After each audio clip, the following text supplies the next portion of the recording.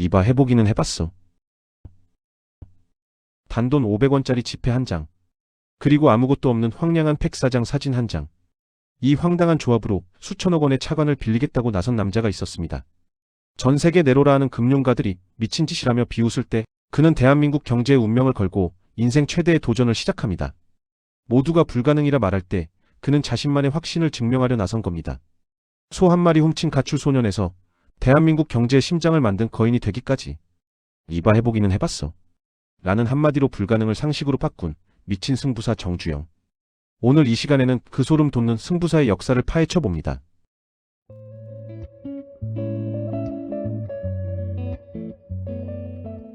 (1930년대) 강원도 통천의 한 가난한 농가. 이곳에서 매일 아침 뜨는 해를 보며 가난이라는 감옥에서 탈출을 꿈꾸던 소년이 있었습니다. 그의 이름은 정주영. 18소년의 눈에 비친 세상은 성실하게 땅만 파서는 절대 가난을 벗어날 수 없는 거대한 벽이었습니다. 그는 4번이나 집을 나갔습니다. 그리고 마지막 4번째 가출에서 그는 결코 해서는 안 될 선택을 합니다. 그는 아버지가 소를 팔아 마련한 금쪽 같은 돈 70원을 몰래 들고 서울로 도망칩니다. 70원. 당시 70원은 쌀 10가마니를 사고도 남는 거금이자 집안의 기둥이었던 소 한 마리를 통째로 판 돈이었습니다. 지금 가치로 따지면 적어도 500만 원에서 1000만 원에 달하는 한 집안의 생명줄과도 같은 돈이었죠. 지금도 누군가에게는 큰 돈이 아닐지 모르지만 당시 농가에게는 전 재산이자 생존 그 자체였습니다. 사람들은 이를 두고 배신이라 말할지도 모릅니다. 하지만 정주영에게 그 70원은 단순한 도둑질이 아니었습니다. 대물림되는 가난의 고리를 끊기 위해 자신을 걸고 던진 인생 첫 번째 도전이었습니다. 고향에 남았다면 평생 농부로 살았을 소년이 그 돈 70원으로 대한민국 경제의 판도를 바꾸는 도전을 시작한 겁니다. 우리는 여기서 중요한 돈의 감각을 발견합니다. 흔히 리스크를 피하는 것이 안전하다고 믿지만 정주영에게 가장 큰 리스크는 아무것도 하지 않고 가만히 앉아 가난을 받아들이는 것이었습니다. 그는 알고 있었습니다. 판을 바꾸기 위해서는 때로 가장 소중한 것을 걸고 벼랑 끝으로 자신을 내몰아야 한다는 사실을 말이죠. 배신자라는 낙인보다 무서운 것은 가난에 순응하며 꿈을 포기하는 것이라는 사실을 18소년은 본능적으로 알고 있었습니다. 훗날 정주영 회장은 자신의 가출을 떠올리며 이렇게 회상합니다. 내 인생의 첫 자본금은 아버지가 키운 소를 판 70원이었다. 하지만 그보다 더 중요한 자본은 반드시 성공해서 갚겠다는 처절한 신념이었다. 훗날 수조원의 기업을 일군 뒤에도 나는 그 70원의 무게를 단 한순간도 잊은 적이 없다. 그 70원을 미천 삼아 서울에 정착한 정주영은 지독한 성실함으로 마침내 첫 번째 성공인 쌀가게의 주인이 됩니다. 고향을 떠날 때 약속대로 아버지가 판 소값의 몇 배를 갚을 수 있는 기반을 마련한 것이죠. 하지만 운명은 그가 안심하도록 내버려 두지 않았습니다. 이제 막 피어나려던 그의 꿈을 통째로 집어삼킬 거대한 불길이 기다리고 있었기 때문입니다. 1940년 쌀가게로 번 돈과 지인 오윤근 씨에게 빌린 거금을 합쳐 야심차게 인수한 자동차 수리 공장 경인공업사. 정주영에게는 인생의 두 번째 거대한 승부였습니다. 하지만 공장을 돌린 지 단 20일 만에 직원의 실수로 치솟은 불길은 그가 가진 모든 것을 순식간에 잿더미로 만들어버렸습니다. 고객들이 맡긴 비싼 차들까지 모두 타버렸고 남은 건 감당할 수 없는 빚더미뿐이었습니다. 아버지를 배신하고 얻은 그 소중한 미천 70원이 한 줌의 재로 변한 순간 모두가 야반도주를 생각할 때 정주영은 주저앉아 울기보다 다시 길을 나섰습니다. 담보도 보증인도 없이 오직 맨몸으로 말이죠. 그는 다시 오윤근 씨를 찾아가 도저히 믿기 힘든 요구를 합니다.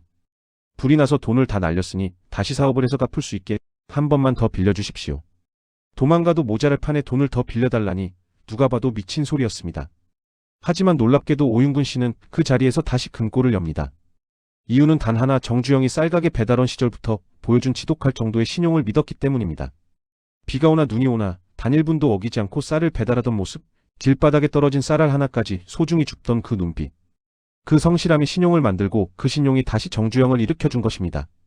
정주영은 잿더미 속에서 뼈저리게 깨달았습니다.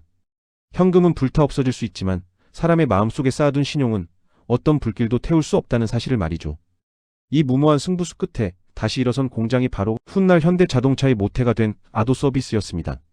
잿더미 위에서 신용의 힘을 깨달은 이 거물은 이제 대한민국의 운명을 건 인류 역사상 가장 무모하고도 거대한 도전을 위해 영국으로 날아갑니다. 1971년 영국 런던. 정주영은 세계 최고의 선박 컨설턴트인 애플도어의 롱바텀 회장 앞에 섰습니다. 차관 승인을 위한 추천서를 받기 위해서였죠.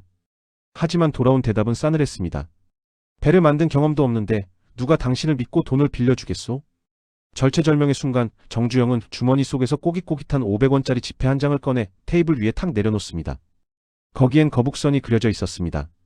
정주영은 당황한 롱바텀 회장의 눈을 똑바로 응시하며 말했습니다. 우리는 영국보다 300년이나 앞선 1500년대에 이미 철갑선을 만든 민족이요. 단지 쇄국 정책으로 산업화가 늦었을 뿐 우리 몸속엔 그때의 기술과 DNA가 흐르고 있어. 500년 전의 역사를 담보로 수천억 원의 돈을 빌리겠다는 유례없는 승부수였습니다. 이 말도 안 되는 논리에 영국인들은 압도당했습니다. 역사를 증거로 내민 그의 기백에 롱바텀 회장은 결국 추천서에 서명했고 바클레이즈 은행의 문이 열렸습니다. 조선소 기틀도 닿지 않은 상태에서 배 두 척을 먼저 주문받아오는 전 세계 선박 역사상 전무후무한 기록이 세워진 겁니다. 이것은 단순한 행운이 아니었습니다. 70원의 무게를 아는 남자였고 화재 속에서도 신용을 지켜낸 남자였기에 가능했습니다. 남들이 안 된다는 이유 100가지를 찾을 때 정주영은 해야만 하는 단 한 가지 이유를 찾아 판을 뒤집었습니다. 현대중공업이라는 거대한 제국은 그렇게 500원짜리 지폐 한 장의 폐장에서 시작되었습니다. 하지만 성공의 단맛은 짧았습니다. 전 세계를 덮친 오일 쇼크라는 유례없는 재앙이 대한민국 경제의 목줄을 죄어왔기 때문입니다. 1970년대 중반 기름값이 폭등하며 한국 경제는 멈춰섰습니다. 달러가 바닥나고 기업들이 줄도산할 때 정주영은 반대로 생각했습니다. 우리의 달러가 중동으로 흘러갔다면 우리가 직접 중동으로 가서 그 돈을 찾아오면 된다. 그는 즉시 사막의 땅 사우디아라비아로 날아갔습니다. 당시 중동의 주벨 산업한 건설은 20세기 최대의 역사라 불리는 난공사였습니다. 다른 나라 건설사들이 섭씨 50도의 더위와 모래바람에 고개를 저을 때 정주영은 특유의 긍정으로 판을 뒤집었습니다. 사막은 비가 안 오니 1년 내내 일할 수 있고 모래와 자갈이 지천에 널렸으니 공사 재료비도 공짜나 다름없다. 미친 생각 같았지만 그는 진심이었습니다. 그는 울산에서 만든 거대한 철 구조물을 배에 싣고 중동까지 운반하는 기상천외한 공법을 도입했습니다. 만약 파도에 휩쓸려 하나라도 잃는다면 현대라는 이름 자체가 사라질 수 있는 그야말로 목숨을 건 배수진이었습니다. 결과는 대성공이었습니다. 사막 위에 세워진 기적은 대한민국에 엄청난 달러를 안겨주었고 오일 쇼크라는 재앙을 중동 붐이라는 기회로 바꿔놓았습니다. 우리는 이 짧은 영상 하나로 정주영이라는 거대한 인물의 생애를 다 알 수는 없습니다. 그의 선택이 누군가에겐 무모한 도박이었고 누군가에게는 시대가 만든 행운처럼 보일지도 모릅니다. 하지만 확실한 것 한 가지는 모두가 안 된다는 100가지 이유를 찾아낼 때 그는 해야만 하는 단 한 가지 이유를 찾아 판을 뒤집었다는 사실입니다. 막막한 현실 앞에서 주저하고 있는 우리에게 그는 지금도 이렇게 묻고 있습니다. 이봐 회복이나 했어? 역사의 흐름에서 돈을 읽다. 시청해주셔서 감사합니다. 다음 편에서는 의심하며 사람을 쓰지 말고 일단 사람을 썼으면 의심하지 마라. 삼성의 창업주 호암 이병철. 그에게 돈이란 단순히 버는 것이 아니라 국가의 명운을 걸고 업을 세우는 것이었습니다. 쌀 가게에서 시작해 반도체라는 미지의 대륙의 깃발을 꽂기까지. 치밀한 계산과 지독한 인재사랑으로 삼성이라는 거대한 시스템을 설계한 한 남자의 통찰. 창업주의 시대 그 두 번째 기록. 호암 이병철 편을 기대해주세요. 지금까지 지식의 흐름이었습니다. 영상이 재미있으셨다면 구독과 좋아요 부탁드리고 지금 후의 영상들도 흥미로운 내용입니다. 시청해주시면 감사하겠습니다.